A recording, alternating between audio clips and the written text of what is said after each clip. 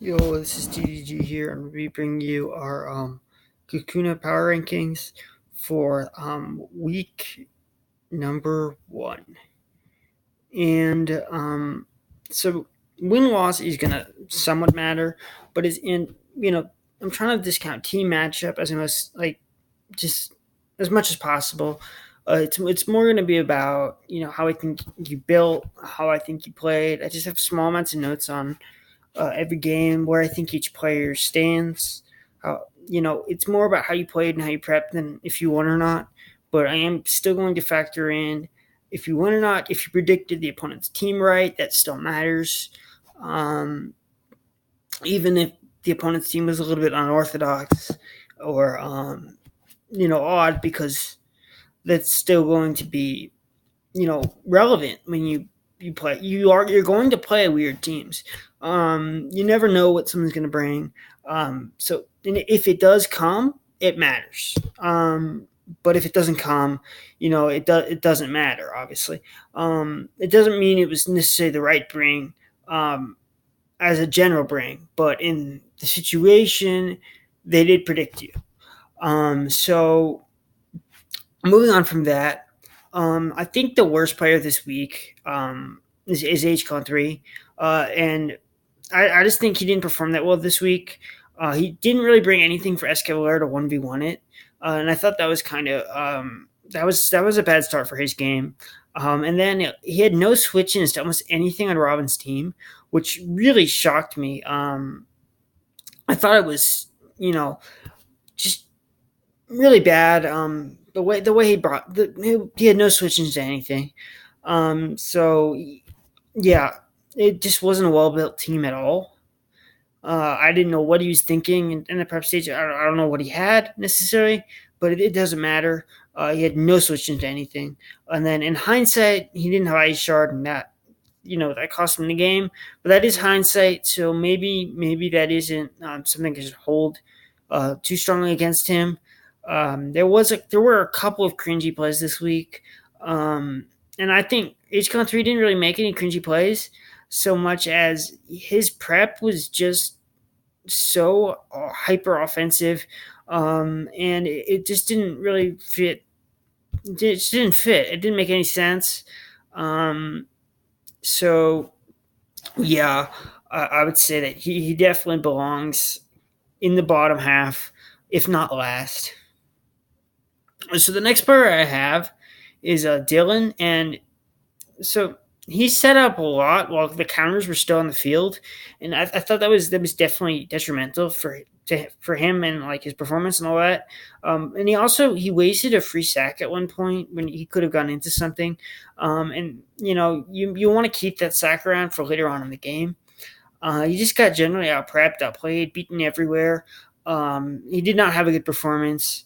Uh, it was a little bit. It was definitely lackluster. So I'd like to see something more from him in the next week.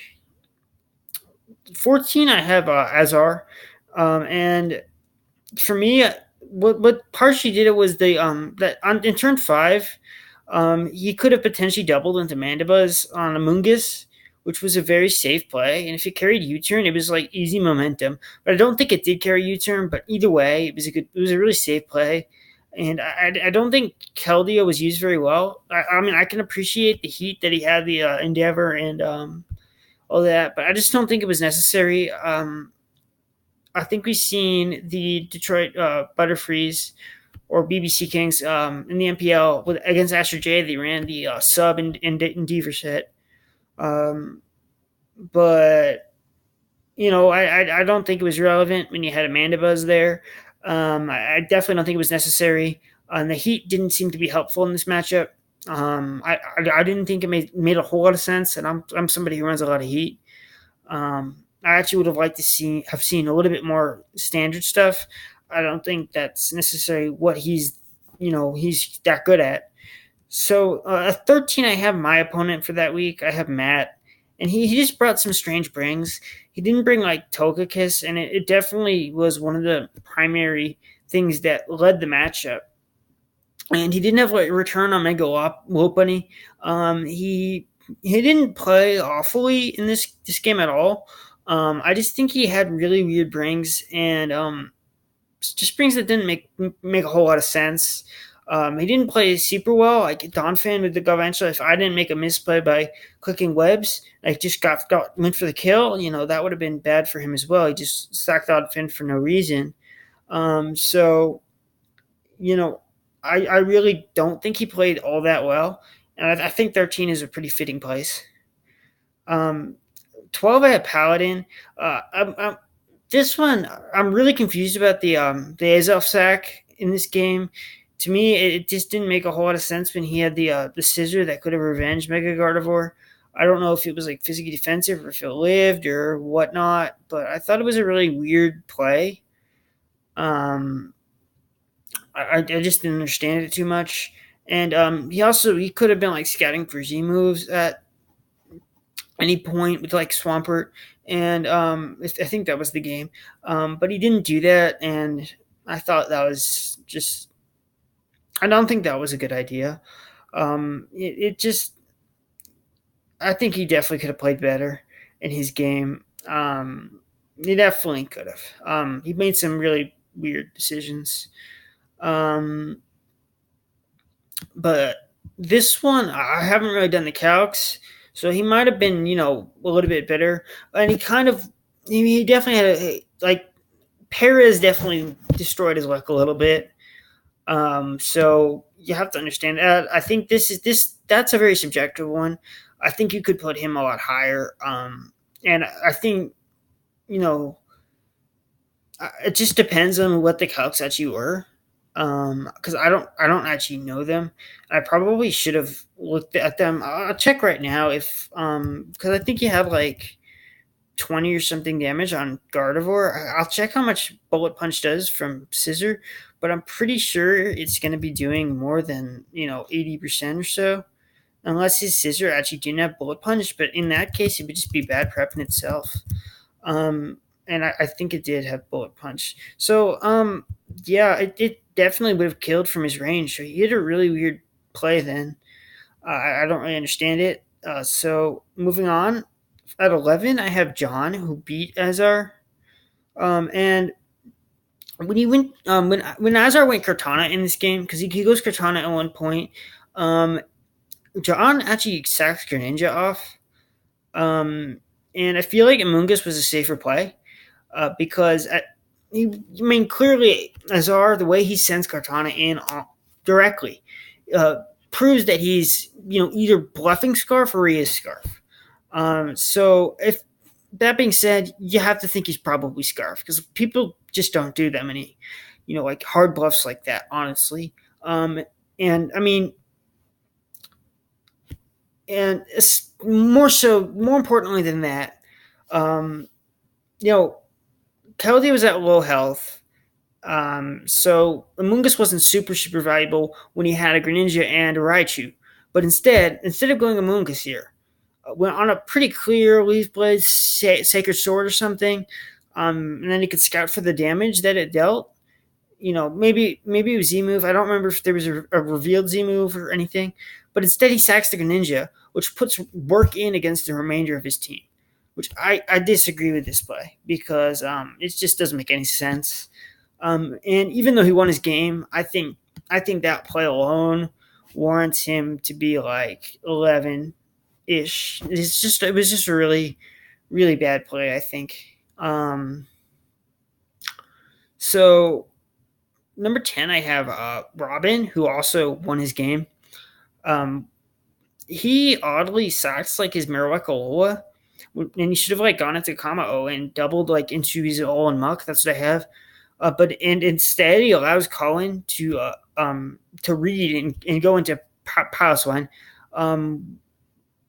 He could have easily gone Alolan Muck on his Kamo and got into the Necrozma that way. Because he could have predicted that switch, and that was a pretty easy switch to predict. Instead, he allows him to go Piloswine when he goes into Alolan Muck, and I think that was just a really dumb play. Um, and I think that brings him a little bit down. 10th isn't horrible. There's still gonna be some people who lost their games that I think are above that, but 10th isn't too bad. There wasn't, there was some pretty bad plays. But number 9, I have someone who lost their game. I have Max, and there was nothing that really stood out that was too bad about his loss to Bill. Um, I think it was more in the prep stage that he just didn't expect some of the stuff that Bill brought. I think Scarfaracci won the game. I think even if like Scarfaracci just didn't get some flinches, he had a chance maybe. So it's an interesting thing, that game. Um, you know, there were definitely areas I think that Max didn't cover in his prep, but I don't know if that necessarily makes his prep bad. Either way, I don't think it was just as blatantly bad as some of the people that won their games, who actually made plays that are really hard to justify. And that being said, I don't think he belongs below somebody like John, Robin, yeah, who made honestly much worse plays. So at number 8, I have somebody who also won their game, XRN, and he does some weird shit. Honestly, I thought he prepped very well for his game, but he was very lucky to win. He relied on a burn, and he clicked psychic a bunch of times for no apparent real reason on Registeel, and he's not really wearing it down. I thought it was just kind of cringy, and it didn't make any sense. It was just why. Um, so yeah, I mean, I actually have him below the person he beat because I think the person he beat probably should have won without hacks, um, which is Lomain. And I think not only should he have won without hacks, I think it was a bad matchup for him. I think even though a lot of his team was shut down, number 7 is Lomain, by the way. So yeah, I mean, I think he had a pretty solid performance, and I think he should have won the game. I think he prepped relatively well. He played much better actually, but I mean, I wouldn't say much better, but he played better. He didn't make a stupid play like just randomly psychic a bunch of times on a Registeel when it's doing 0 damage. Uh, so yeah, I think that definitely helps out Lomain. Another person I have at number 6 is Damos, who he just assumed that like Juice knew his spread, and which made him make a play uh, that lost him the game. But he put himself in a position to possibly win this game, and he didn't make a bunch of major misplays, although he got predicted left and right in this game. So in my opinion, he didn't really make a bad play, like a really bad play, which I can't necessarily say about a lot of these people. I mean, I think it's kind of similar to Max, but I think his mistake is easier to kind of learn from because um, Max is like that's a hard mistake to. Um, I mean, it's hardly even a mistake. So I don't know. I think it's just not. It's not being able to like understand how some other people might how other people think, but specifically, you know, the person you're facing, just not knowing what they're going to bring, not being like aware of what they might be willing to do, or being too or assuming too much about what they're like, how they play, not rather than assuming the spread that the other person knows how you play. And both matter, but I think it's easier not to assume that other people know what you're doing, and it'll help you a lot more once you learn that. So you can play. Well, you can bluff a lot more. You do a lot more things, and that's something that I'm trying to actually even get better at myself. Is knowing what I show off to people more, um, because sometimes I feel like I don't necessarily keep too much track of that, how it looks like my items are working, how it looks like my team is built, versus how it is. So I think that's something for Damos to look for in the future, to take more awareness in how he appears instead of taking awareness in how he is, because people don't know how what your spreads are until they calculate them and they scout and they do all that. And some people don't even calculate that. They don't scout. They don't use the calculator until it's a clutch situation and they need to know what to do to finish end game. And yeah, that's the only problem I think Damos had. And I think that's something that you can easily work on, and easily learn from as a loss. So at number five, I have Bill, and I think Bill actually had some of the more one of the more interesting wins. It was over Max.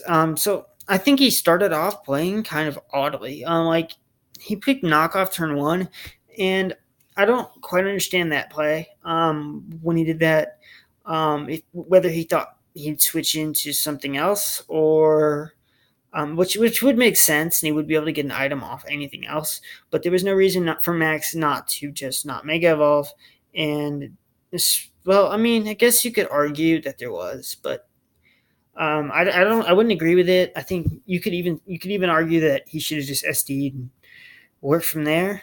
Um, so it does make a kind of awkward play by clicking knockoff turn one on his Electros.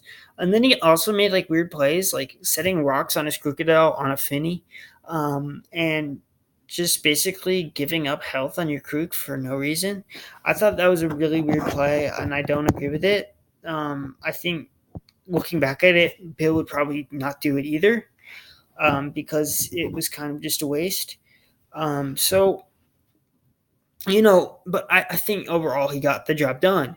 And he didn't make too many huge mistakes. I think you can justify clicking knockoff on the first turn. I don't think it's the best play that there was, but I don't think it was a bad play.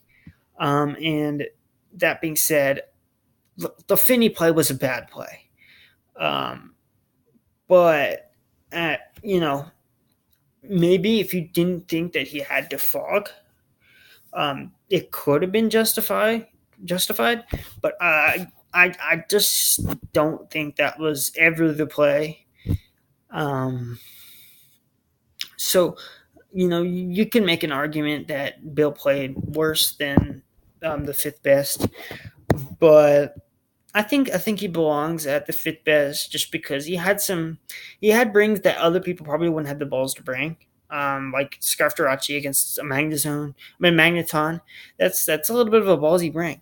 But I like that. I think it's kind of smart. It's bold, and bold things work. And you'll figure that out time and time again. That you don't necessarily need to play it safe, and sometimes playing it safe is actually more dangerous than going nuts, than just bringing the weirdest stuff you can bring. Sometimes is better than playing it safe. And I think Max, honestly, where his problem is actually that he plays it too safe. Um, that's honestly what I think. You have you have to be willing to give some stuff up to cover weird situations somewhat. So like something like having a bulkier Talonflame, it might not sound like a good idea, but in hindsight, that's a good idea. Also, Flame Body Talonflame would have been pretty lit. So at number four, I have someone that probably could have been much lower on this list. You could argue, and that's Andrew. And I think he just prepped and played really well. He did need those pairs at the end and stuff, but like I don't even remember if he really needed them, but I know he got them. I didn't pay too much attention to that, but yeah. Honestly, I really don't care. I think he just looked definitely looked fresh in the match. He didn't make any really bad plays at all in the game, so I think that made him a lot. His performance looked a lot cleaner, a lot more fun to watch, and it just was not a messy performance by Andrew. I think he just looked better than a lot of the other people, just because he didn't make any foolish mistakes. Um, where I think some of the other players made plays that were very questionable. I don't think Andrew made a very questionable play. He might have got a bit lucky, um, but I think he actually played relatively well, and I actually don't think he has that good of a team. So because of that, when I combine those two things, um, you know, that the fact that I think he doesn't have that good of a team, and I think he played and prep fine. I think he belongs at least this high, maybe a spot above. I think he did really well this week. Um, so at number three, you're probably you know surprised I haven't said my own name, but now yeah okay. So I think I'm probably number three, if not number four. I guess you could argue that I'm number two, but I don't. I wouldn't say so. I think I'm around that area. For this week at least, I don't think I'm actually that good. Where I'm actually better than, um, you know, 13 players here. I know I don't think that. Okay, I'm not delusional. But I wasn't really in much danger in my game. Um, you could argue that there was some moments where that my opponent had some things that I could have been in danger, but it just wasn't really the case. And if he did have some of those things, um, even if he did, it wasn't always right to use it. I think he actually played most of the game okay. So it wasn't like I was just playing against somebody who was choking the whole game. His prep was weird, but he wasn't choking the whole game. So I definitely think it wasn't in very much danger. I showed off some pretty cool prep. It wasn't a whole lot bad about my performance. There was some, interesting things that I think I showed, where, and I don't think I made any play that was absolutely atrocious, or just unjustified. So I think I played pretty well in that game. I think I didn't need anything else than what I had though, and I kind of, if you want to say where did the luck go, well, the luck actually went to him. So, but it wasn't very much. Okay, it didn't matter. It would have been the same result, same differential, same everything, no matter what happened, luck wise. So, yeah, I'm not complaining. I'm just saying when you look at Andrew's game, he had a lot more towards to his side than I had. So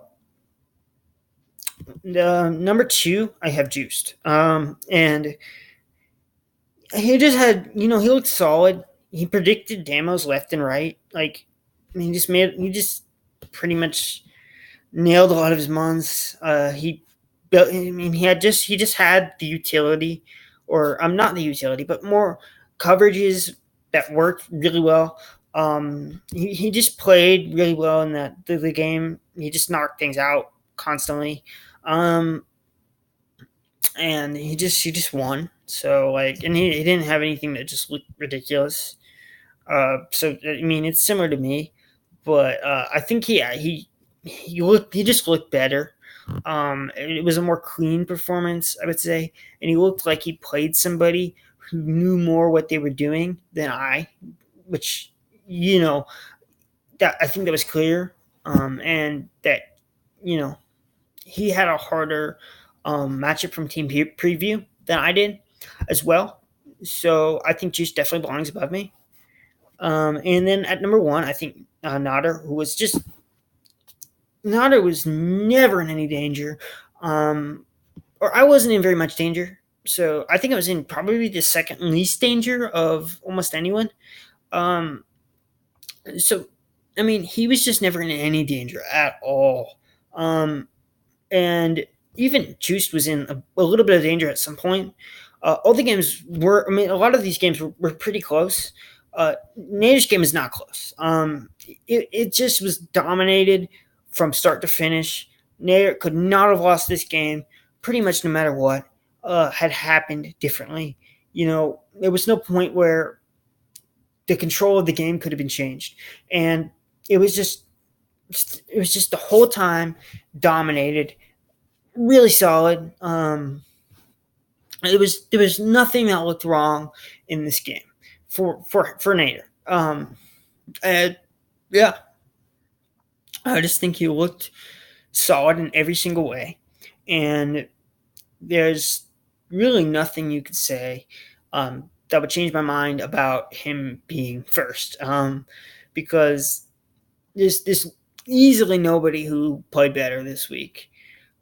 It's not close. It's really not. I guess maybe you could argue Juiced, but that's a huge stretch too. I think. I mean, because Juiced was in a position where he could have lost the game. Nader was never in that position. So that alone just says enough, especially how he didn't make anything that was really out there. So yeah, though that's my opinion on the Kakuna power rankings from 16 to 1. Hope you enjoyed the video.